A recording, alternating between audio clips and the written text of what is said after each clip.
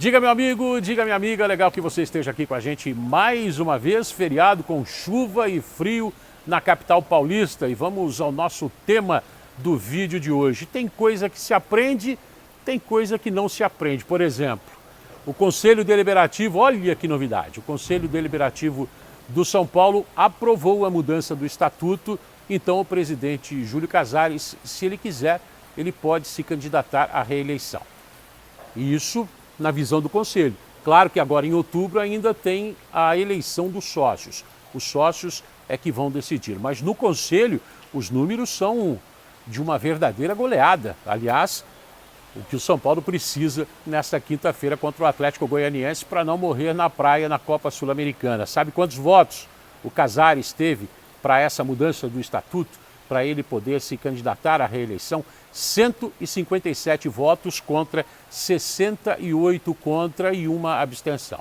Então o Casares, ele que vai decidir daqui para frente, se os sócios aprovarem, ele que tem mandato até 2023, se ele quiser se candidatar, claro, se tiver a aprovação dos sócios, o que pode acontecer? Ele pode ficar até o final de 2026. Coitado do Casares, administrando um clube cheio de dívidas. Eu tenho pena do presidente, mas ele quer ser reeleito pelo bem do tricolor paulista. Essa é a conversa, esse é o discurso.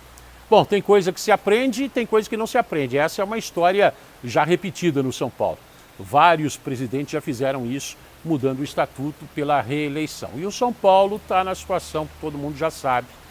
Eu já estou careca de falar sobre a situação do São Paulo. Mas tem coisas que o tricolor pode aprender. Tem coisa que se aprende, tem coisa que não. Por exemplo, veja o que aconteceu com o Palmeiras eliminado da Libertadores. Um jogador expulso de uma maneira desnecessária e a expulsão do zagueiro Murilo acabou mudando a história do jogo. O Atlético Paranaense conseguiu a igualdade, que era o que precisava, e está classificado e vai fazer a final da Libertadores lá em Guayaquil, se eu não estou errado, lá no Equador, contra ou o Flamengo ou o Vélez, possibilidade do Flamengo.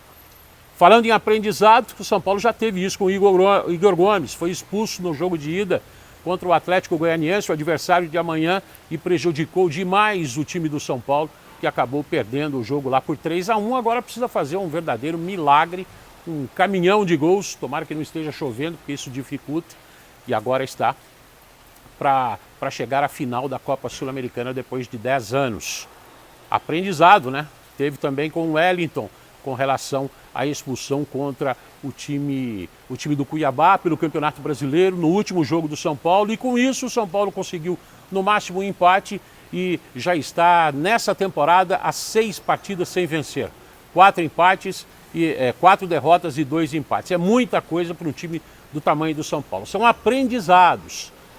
E, como eu citei agora há pouco, o Atlético Goianiense, hein? E o Pablo, hein? O Pablo, você sabe quem é?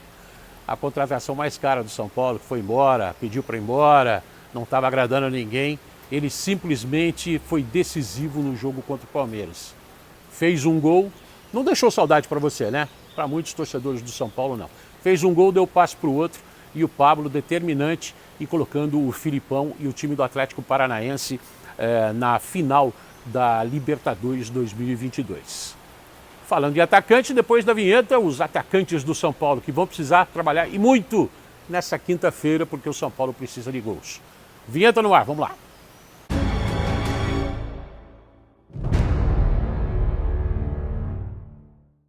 Se você tiver que escolher um, quem você escolhe?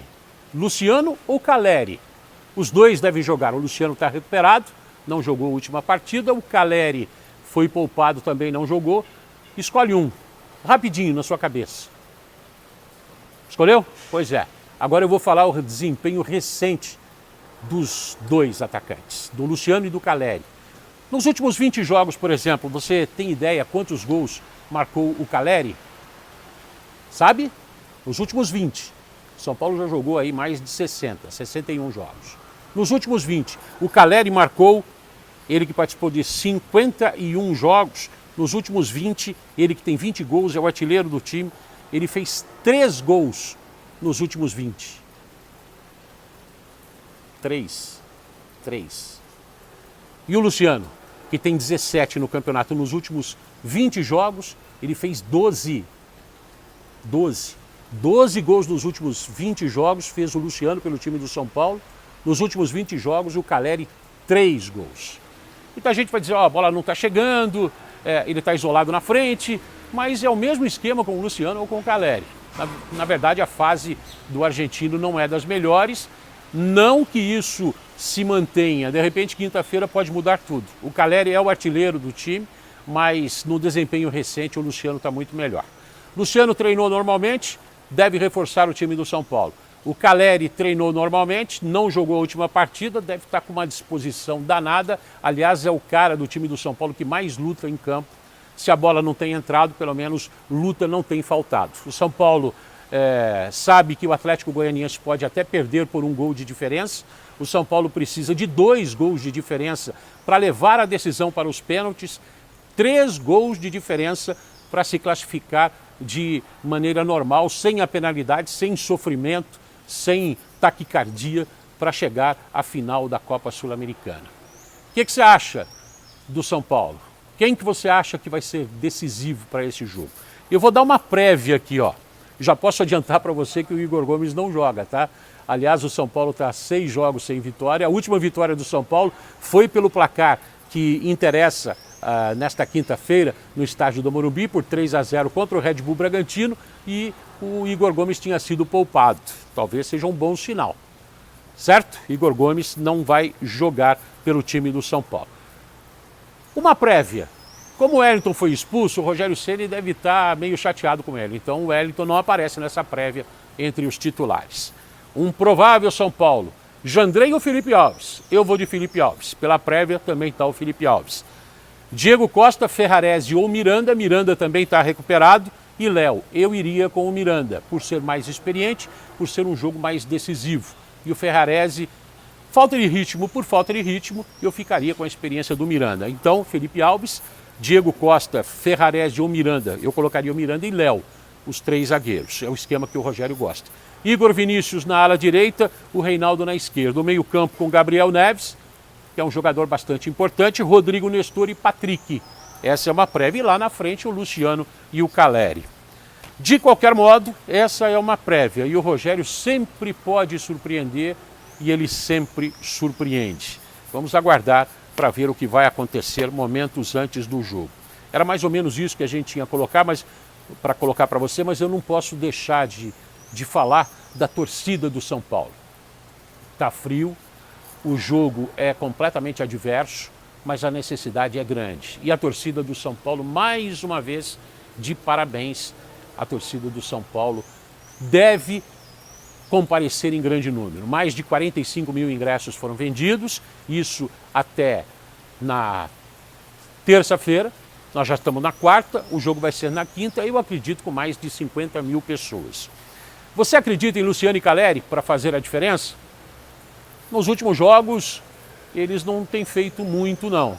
O Caleri fez gols importantes na temporada, já são 20, mas o Luciano foi mais decisivo. De qualquer modo, fica aquela pergunta: dá para confiar nos atacantes do São Paulo, que precisam de muitos gols?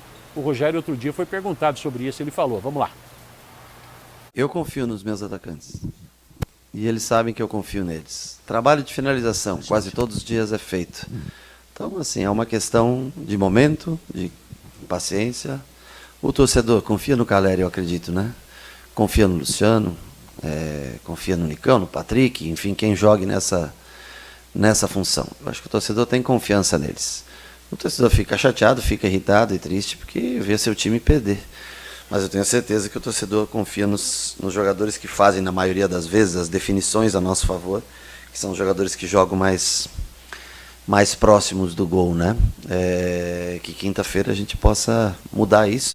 Bom, o Rogério Ceni diz que confia nos atacantes. Pelo que eu vejo em campo do desempenho deles, eu também digo que pode confiar sim. E você, torcedor do São Paulo, confia? Confia no resultado? Deixa o seu palpite, seu comentário, sua opinião, seu desabafo sobre essa aprovação do Conselho aí do São Paulo. O presidente, de repente, pode ser reeleito até o final de 2026. Vai depender agora dos sócios. Pelo Conselho já passou, tinha tentado no começo do ano, foi rejeitado. Mas há insistência, há persistência. E o Casares, ele quer ficar mais tempo para administrar essa empresa que está devendo um monte. É um abnegado. Parabéns ao presidente. Abraço para você, beijo no seu coração, até a próxima e vamos ver o que dá para esperar do São Paulo. Novo vídeo para falar mais sobre esse jogo, daqui a pouquinho a gente posta. Fique acompanhando a gente, fique ligado aqui no nosso canal, tá bom? Abraço para você e o Palmeiras, hein? O tri consecutivo. Filipão é Filipão, não dá para desprezar não. Valeu, tchau!